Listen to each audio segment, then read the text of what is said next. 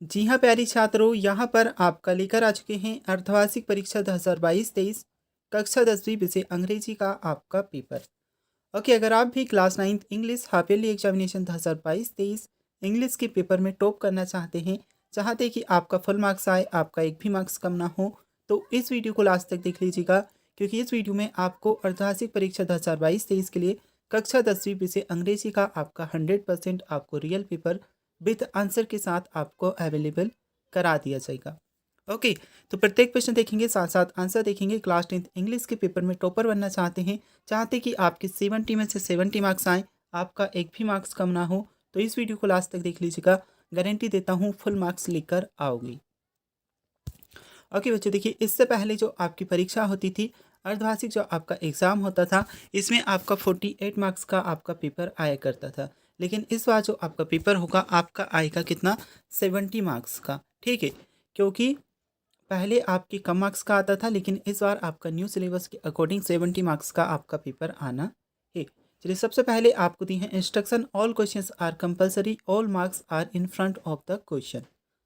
First of all हमें section A reading section दिया है, तो पहले सेक्शन ए को समझते हैं, इसके बाद आपके सभी प्रश्न सॉल्व करेंगे। तो कुछ इस प्रकार से आपको read the following passage carefully and answer the questions given below. Okay, इस प्रकार से आपको क्वेश्चन दिया है और दो पैसेजेस आपको दिए गए हैं अलग अलग। तो पहले हम ये वाला पैसेज समझते हैं, इसके बाद एक और पैसेज है। ठीक है, तो flattery is a great art, it is inborn, it can not be thought of acquired. कुछ इस प्रकार से आपका पैसेज दिया है। देखिए पैसेज वगैरह हम देखेंगे, बहुत अधिक समय लग जाएगा, हम क्वेश्चंस को डायरेक्टली समझते हैं। तो कुछ इस प्रकार से प्रश्न आपको दिया है, about which art does writer describes in the given passage. Okay, ये है आपका फर्स्ट क्वेश्चन। देखिए बच्चों, जो आपको पैसेज में दिया है उनका आंसर भी आपको यहीं पर मिलेगा। ये है आपका आंसर पहले प्रश्न के लिए, the poet describe the flattery art in this poem. ये आपके फर्स्ट क्वेश्चन का आंसर रहेगा। ओके, तो इस प्रकार से आप देख सकते हैं, यहाँ पर आपको 3 से 4 क्वेश्चन पहले जो आपका पैसेज है इसमें दिया है। सेकंड क्वेश्चन हम देखते हैं, with whom does the flatterers are compared. तीसरा आपका क्वेश्चन है, give two qualities about the flatterers describe in the passage. Fourth आपका क्वेश्चन है, what is the common human weakness. और लास्ट आपका है, pick out the word from the passage which means glitter. Okay, तो ये हमसे 5 प्रश्न पहले पैसेज में पूछे हैं। तो जो आपका पहला क्वेश्चन है, इसका आंसर हम ऑलरेडी देख चुके थे, the poet describe the flattery art in this poem. अब सेकंड जो आपका क्वेश्चन है पैसेज में जो आपसे पूछा, इसका उत्तर आप देख सकते हैं, the flatterers are compared with bees in the human shape that flock around those who enjoy the power self and position. Okay, चलिए इसके बाद है आपका तीसरा क्वेश्चन, इसका उत्तर भी आप देख सकते हैं, it is the sign of a man person and it is a praising a person who does not deserve it. और जो आपका फोर्थ क्वेश्चन है, इसका भी आप देख सकते हैं, flattering is a common human weakness. Last आपका क्वेश्चन नंबर 5वां है, तो द वर्ड इज बर्निस। ये आपका उत्तर रहेगा। ओके, तो पहला जो पैसेज है हमारा यहाँ से कंप्लीट हो जाता है। अब हम देखते हैं second passage. Galileo was the first grade student of astronomy to realise the ideas of Copernicus were true. Okay, तो इस प्रकार से आपको दिया है आपका सेकंड पैसेज। इसमें जो आपसे प्रश्न पूछे हैं कुछ इस प्रकार से हैं। फर्स्ट क्वेश्चन आपसे पूछा है, देख सकते हैं यहाँ पर, एंड सेकंड पूछा है, why did people vision to oppose Galileo, what did the court ordered Galileo not to believe, what did lie whisper, और pick out the words from the passage which means disagree और मुर। चलिए, तो question number 6, 7, 8, 9, 10 जो आपको second passage में दिए हैं, इन प्रश्नों के आंसर देखते हैं। ओके, तो क्वेश्चन नंबर 6 का आंसर आप यहाँ से लिख लीजिएगा, Galileo was the first scholar to teach Copernicus ideas at the university. Okay, ये क्वेश्चन नंबर 6 का आपका आंसर है। इसके बाद हम देखते हैं next question, people vision to oppose Galileo because his idea about the sun and the earth were different from what the Bible seemed to say. ये आपका आंसर रहेगा।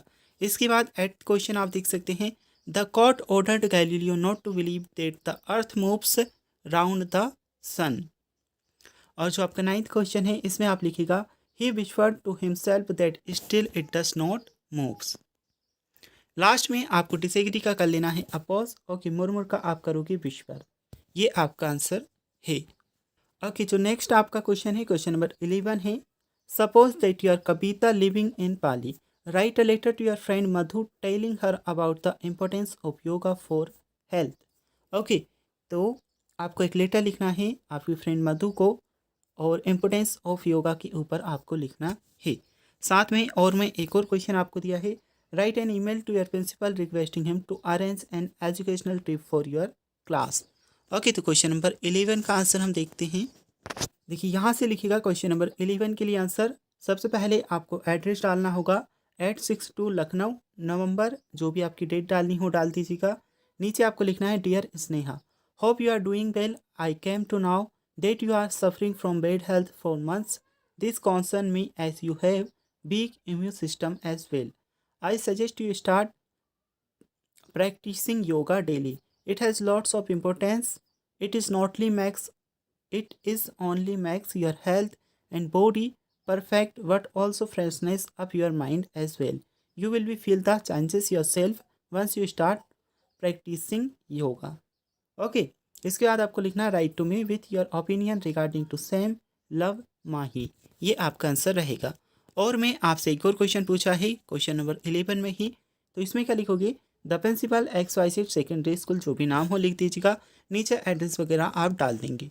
इसके बाद आपको लिखना है रिस्पेक्टेड सर आई एम, जो भी आपका नाम हो डाल देंगे। अगर नाम दिया है तो डाल दीजिएगा, नहीं तो XXX आप लिख सकते हैं। From class X studying in your class school, I would kindly bring to your notice that this would be the final year of us this school. So we would like to go for educational trip which could enrich our knowledge for the higher studies, requesting your kind attention on this matter and expecting a positive response at the earliest. Your faithfully, ये आप लिख दीजिएगा। Okay, तो question number 11 यहाँ से हमारा complete हो जाता है। इसके बाद आपका आ जाता है next question, write a short paragraph in about 60 words on cleanliness in next to godliness. ये है क्वेश्चन नंबर 12। तो 60 शब्दों में एक पैराग्राफ हमें लिखना है क्लीननेस और गोल्डीनेस के ऊपर। और मैं एक और क्वेश्चन आपको दिया है, a visit to an exhibition. Okay, तो क्वेश्चन नंबर 12 के लिए आंसर आप यहाँ से लिख लीजिएगा, every human must strive to uphold the proverb cleanliness in next to godliness, and by doing they will be to maintaining a clean surrounding and a fresh mind and body leads to successful life. Our body and mind is our holy sign. Keeping it clean helps, और ये आपको लिख लेना है, spirituality and concentration. Conclude cleanliness is to next godliness is not just proverb but a virtue. यहाँ तक आपको answer लिखना है। देखिए इसके बाद क्वेश्चन नंबर 13 आपको दिया है, develop a short paragraph with the help given outline in about 60 words. ये आपको एक पैराग्राफ दिया है। इसके बाद सेक्शन सी ग्रामर सेक्शन आपका आ जाता है, fill in the blanks with the correct form of the verb. By the end of this week dash dash purchase a new car. My father always go for a walk. Look about dash dash fly above the hill. कुछ इस प्रकार से आपके question है, आप यहाँ पर देख सकते हैं। The train depart before the reach station. Be dash dash not go to tomorrow. Question number 15 आपका है, join the following sentence using the relative pronoun given in the brackets. Okay, तो ये आपको प्रश्न दिए हैं, rewrite the following sentence using the indirect speech. इसके नीचे चलेंगे, कुछ और क्वेश्चन आपके हैं, fill in the blanks choosing the suitable modals from the bracket और change the following passage voice. Question number 19 आपका है, read the following passage carefully and answer the question. ये फिर से एक पैसेज आपको दिया है, at the village खेचड़ी were Bishnoi passed the supreme test of fire. इसमें भी आपसे कुछ क्वेश्चन पूछे गए हैं, Where did the Bishnoi pass the supreme test on fire? First he line में आपको आंसर मिल जाएगा। और भी कुछ प्रश्न आपके हैं। क्वेश्चन नंबर 19 में भी आपको एक पैसेज दिया है, इसी से रिलेटेड कुछ प्रश्न पूछे गए हैं। क्वेश्चन नंबर 20 में आपकी बुक से कुछ प्रश्न हैं। Answer any of the following question in about 60 word. Okay, तो इनके उत्तर आपको 60 वर्ड्स में देने हैं।